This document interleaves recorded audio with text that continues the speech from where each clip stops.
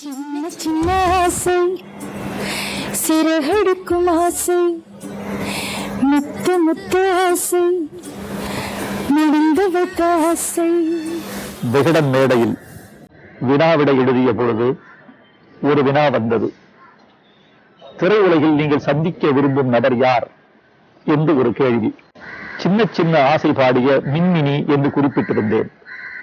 ஏனென்றால் என்னுடைய திரையுலக வாழ்வில் 2 பாடல்கள் மிகவும் தலையாயவை. பொன்மாலை பொழுது எப்படி எனக்கு ஒரு முகவரி கொடுத்ததோ, சின்ன சின்ன ஆசை என்ற பாடல் திரையுலகின் 2ஆம் கட்ட பயணத்தை தொடங்கி வைத்தது. அந்த பாடலை பாடிய மின்மினி எங்கிருக்கிறார் என்றே தெரியவில்லை என்பதுதான் எனக்கு இருந்த அவலம். அந்த பெண் அந்த பாடலை பாடிய பிறகு சில பாடல்கள் பாடிவிட்டு குரல் பழுதடைந்து விட்டது என்று தமிழ்நாட்டை விட்டு போய்விட்டதாக மட்டும் தெரியும். மின்மினிக்கு என் பரிசாக 1 லட்சம் ரூபாய் தருவதாக விகடனில் அறிவித்திருந்தேன். நான் மின்மினிக்கு தான் நன்றி சொல்ல வேண்டும். என் வார்த்தையை நான் காப்பாற்றிக் கொள்ள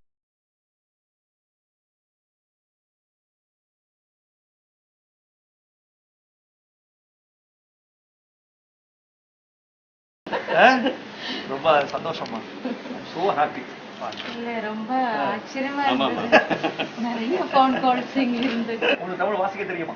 தெரியும். நீ சின்ன சின்ன ஆசை தமிழ் பாத்திரம் படிச்சீங்க, பாடுனீங்க? இல்ல மலையாளம்.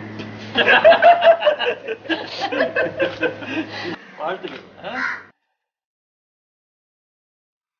இது முக்கியமான பாட்டு மாடு, முக்கியமான பாட்டு.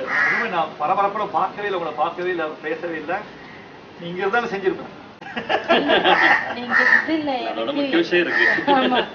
எனக்கு இதை விட முக்கியம் அந்த பாட்டு கொடுத்ததுதான். இல்லையா சார்? அந்த பாட்டு கொடுத்ததான் இதுவும்.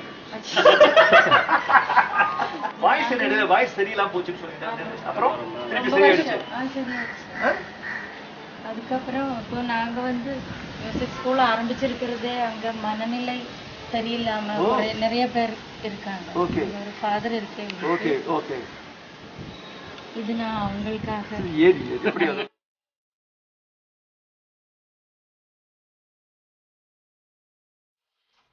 ரஹ்மான் சாருக்கும், பாலச்சந்திர சாருக்கும், மணிரத்ன சாருக்கும், வைரமுத்து சாருக்கும் நான் எப்படிதான் நன்றி சொல்றதுன்னு தெரியாது. எனக்கு பாடலை ஒளிப்பதிவு செய்த பிறகு எனக்கு போட்டு காட்டினார். நான் அதிர்ச்சியும் நிரட்சியும் அடைந்து விட்டேன். எவ்வளவு அழகான பாடலா, இத்தனை அழகிய குரலா, இந்த குரல் யார் என்று கேட்டேன். சும்மா ட்ராக் வாய்ஸ் பாட வர்ற பெண்கள்ல ஒரு பெண்ணு, மின்மினின்னு பேரு.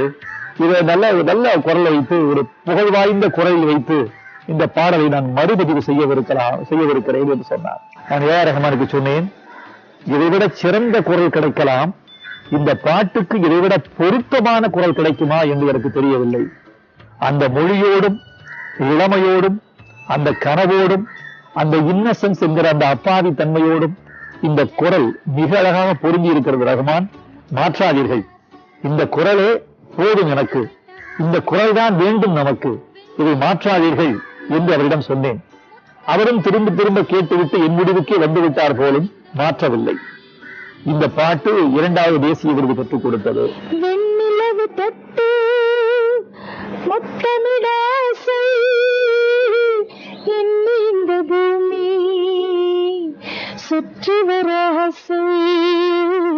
அந்த மெட்டோடு வார்த்தை இழைந்தது, வார்த்தையோடு குரல் இழைந்தது. இந்த 3ம் சரி விகிதத்தில் சங்கமிக்கிறது. ரொம்ப அபூர்வமான கலவை. அதான் மின்மினியை விட்டு இந்த பாட்டை மின்மினியை தவிர வேற குரல்ல யோசிக்க முடியாத மாதிரி செஞ்சிருக்கு.